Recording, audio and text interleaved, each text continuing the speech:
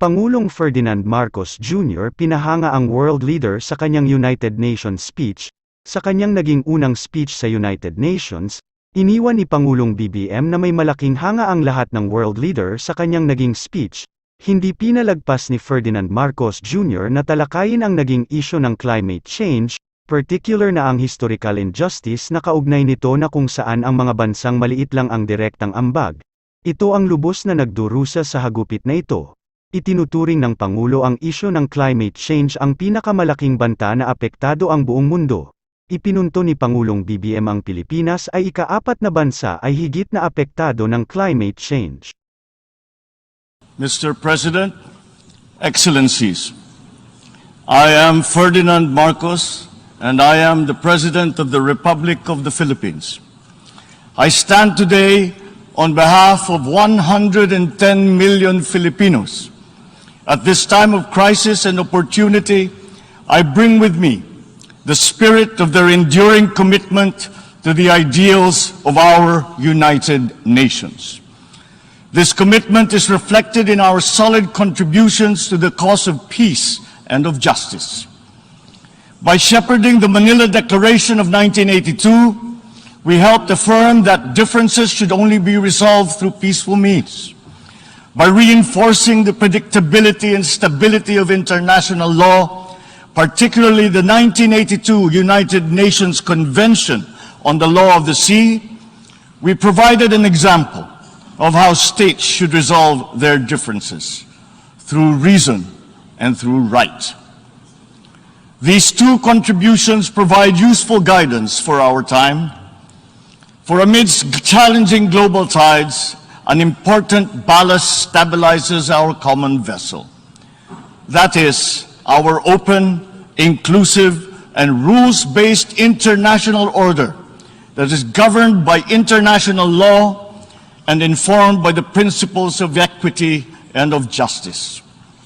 As I have underscored, the Philippines shall continue to be a friend to all and an enemy of none. This world order traces its roots to 77 years ago. Your first Asian predecessor, Mr. President, General Carlos P. Romulo, called on our leaders then to make this floor our last battlefield, to determine in this hall whether humanity is to survive or be wiped out in another Holocaust. Our peoples chose survival. They chose cooperation. They chose peace. And by doing so, they made history. Today, history once again calls to us to make these choices. We are confronted by tectonic shifts that will inform the ebb and flow of this coming century. Of these, I see 4 challenges to the continued survival of our global community. First is climate change. The time for talk about if and when has long since passed. It is here. It is now. Climate change is the greatest threat affecting our nations and our peoples. There is no other problem so global in nature that it requires a united effort, one led by the United Nations. The effects of climate change are uneven and reflect an historical injustice. Those who are least responsible suffer the most. The Philippines, for example, is a net carbon sink. We absorb more carbon dioxide than we emit. And yet, we are the 4th most vulnerable country to the effects of climate change. This injustice must be corrected, and those who need to do more must act now. We accept our share of responsibility and will continue to do our part to avert this collective disaster. We call on industrialized countries to immediately fulfill their obligations under the United Nations Framework Convention on Climate Change and the Paris Agreement to cut their greenhouse gas emissions, provide climate financing, and technology transfer for adaptation for the most vulnerable and developing countries, to lead by example. We look forward to concrete outcomes at the Conference of Parties in Egypt later this year. When future generations look back, let them not ask why we did not take this opportunity to turn the tide. Why did we continue in our profligate ways until it was too late? This threat knows no borders, no social class, nor any geopolitical consideration. How we address it will be the true test of our time. Second, the development of advanced technologies is rapidly transforming human life and experience. We still barely understand how these transformations are unfolding and where they are leading. The imminent diffusion of these emerging technologies could solve many of our old problems, but they could also disrupt our political and social orders. Our governance structures must keep up. Third, widening geopolitical polarities and sharpening strategic competitions are transforming the international political landscape. A profound lack of trust is putting enormous strains on our multilateral system. Our very charter is being violated around the world as we speak. In Asia, our hard-won peace and stability is under threat by increasing strategic and ideological tensions. These behoove us to uphold the ideals that led to the establishment of this Parliament of Nations, and to reject any attempt to deny or redefine our common understanding of these principles. Even as we grapple with these new long-term shifts, we remain beset by an unresolved problem. Inequalities and inequities within and among countries continue to persist, and they continue to demand urgent action. Therein lies our fourth transcendent challenge. This injustice was evident during the pandemic, when the richer nations immediately received vaccines at the expense of the have-nots. We see, for example, the dangers of this lurking in the persistent digital divide and in ballooning debt burdens. As we awaken from the economic stupor caused by the pandemic, we must reinvigorate the world economy. We must use public and private resources to encourage the expansion of trade, investment, and technology transfers to accelerate development. Knowledge and intellectual gains must flow freely to allow those lagging behind to catch up. Sustainable development will be hampered to the detriment of all if existing structures in the global economy remain unreformed. Mr. President, in these past 3 decades, Filipinos have achieved significant strides on our path to sustainable development. Despite the challenges of the pandemic and the global economic upheavals, we remain on track to reach upper middle income status by next year. With steady investment in food, public health, education, and other social services, we expect to become a moderately prosperous country by 2040. I am confident that we will achieve this vision. Yet, no nation stands alone. The achievement of our national ambition requires a global environment that creates conditions that allow all nations, including ours, to thrive in peace. We need the United Nations to continue to work, and we, the Philippines, are determined to be part of that solution. The Philippines did not hesitate to donate to the COVAX facility that helped provide vaccines in many parts of the developing world. Multilateralism and international cooperation do make a difference. Filipino health workers were at the front lines in many countries to curb the spread of the virus, risking and oftentimes sacrificing their own lives to save those of others. We have always been an optimistic and courageous nation. Despite the enormity of these challenges, we believe that solutions are within our collective grasp. You, Mr. President, have already identified 3 tools that are at our disposal. First, solidarity. We need to reaffirm the wisdom of the founders of our United Nations. This means transcending our differences and committing to ending war, upholding justice, respecting human rights, and maintaining international peace and security. Nuclear weapons continue to pose an existential threat despite our efforts to build norms that resoundingly prohibit them. We must reject the notion of deterrence and remain committed to decreasing the global stockpile of these weapons. At the same time, we must also address the scourge of the proliferation of all weapons, be they small arms, light weapons, or improvised explosive devices. Our work must also focus on ensuring that the international system remains fair, not only for all states, but more importantly, for all peoples. This system must work for the most vulnerable, especially the marginalized, migrants, refugees. The world has witnessed the enduring contribution of migrants in the fight against this pandemic. We still dream of an end to the disturbing incidents of racism, of Asian hate, of all prejudice. The Philippines United Nations Joint Program on Human Rights is an example of a constructive approach that puts our people, not our politics, at the center of this work.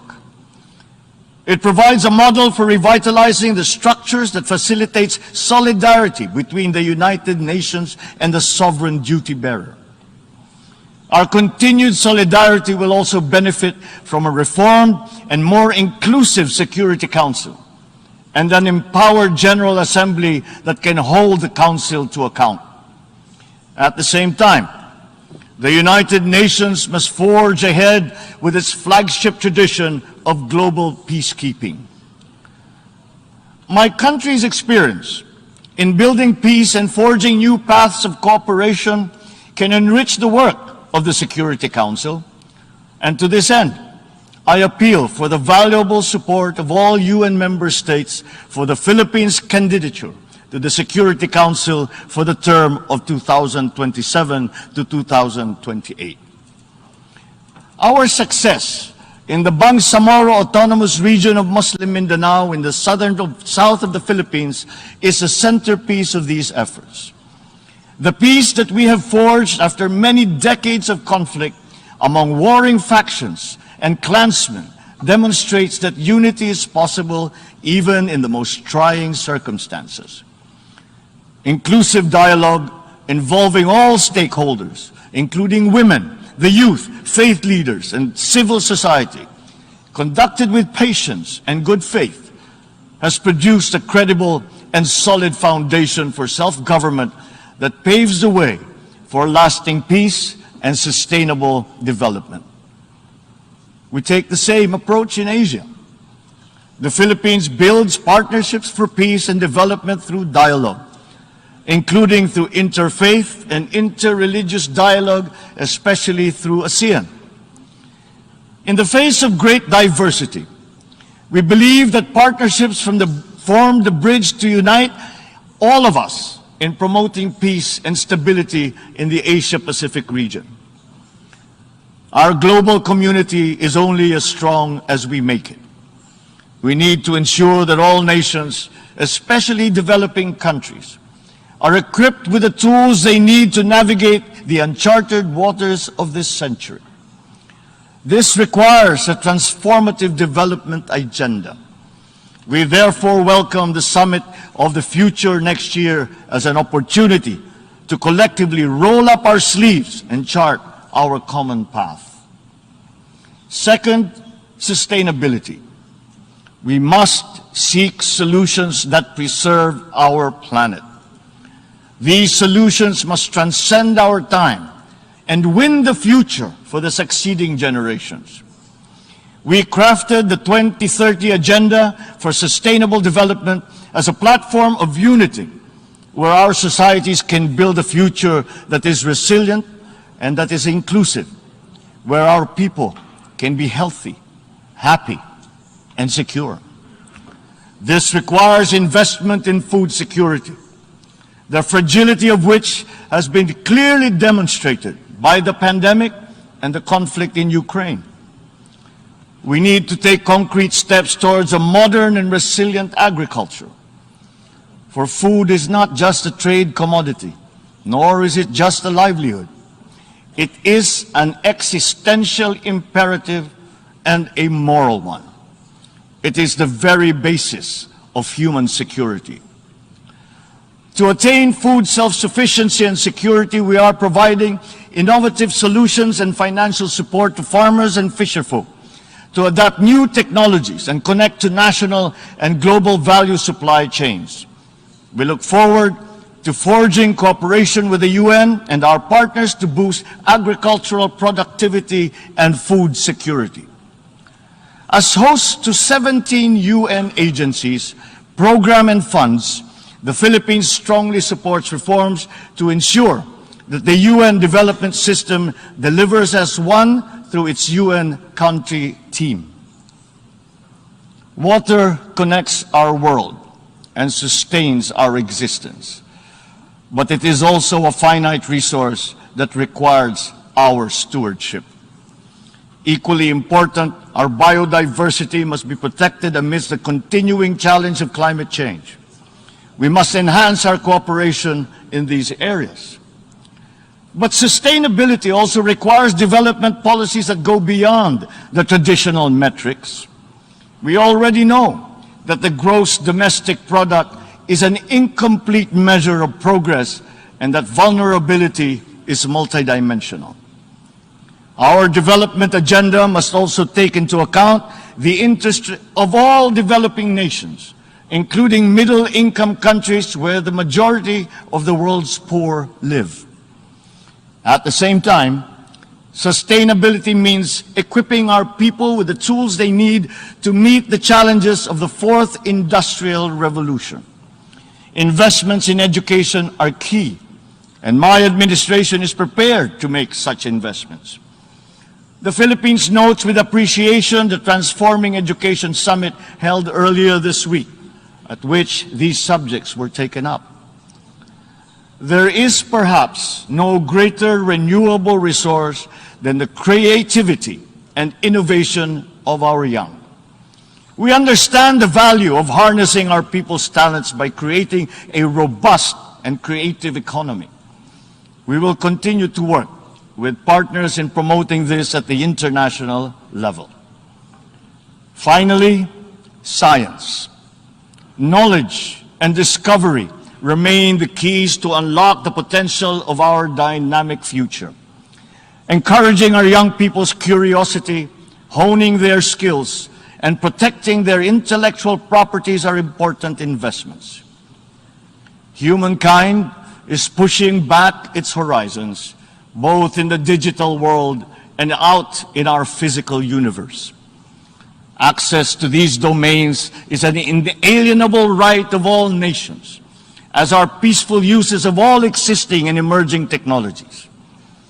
The Philippines is preparing for the future by laying the governance framework that will allow us to harness the power of renewable energy, develop the capacity to utilize the life sciences, such as medicine and virology, pursue digital solutions towards a more modern economy, and expand our presence in outer space. But we also need to update the global structures that facilitate international cooperation on the peaceful uses of nuclear energy, biology, chemistry, to name but a few. At the same time, we need new structures to govern rapid advances in other areas. We need to start by defining the norms of responsible behavior in cyberspace and outer space, and forming legal rules that will prevent the weaponization of artificial intelligence. The diffusion of cutting-edge technology across the economy is promising, but they could come at a cost. Our development agenda must consider the possible displacement of human labor as a result of advances in automation. We must prepare our economic structures for this. We should start building the necessary supports for those sectors affected. Mr. President, the transcendent challenges of our time are as consequential as those that faced us 77 years ago when we founded this august body. We are indeed at a watershed moment, one that requires a refounding of these, our United Nations. Mr. President, Your Excellencies, the world is ready for transformation. It is up to us as leaders of our nations to move and shape that transformation. The future beckons, and we can embark upon that journey as single nations or as a world in harmony. I say, let the challenges of one people be the challenges for all nations. And in that way, the success of one will be a success for us all. The peoples of the world look to their leaders, to us, to make into reality these aspirations for our future. We must not fail them. And if we stand together, we will not fail them. If we stand together, we can only succeed. Let us dream, let us work for those successes for all our nations united. Thank you and good day.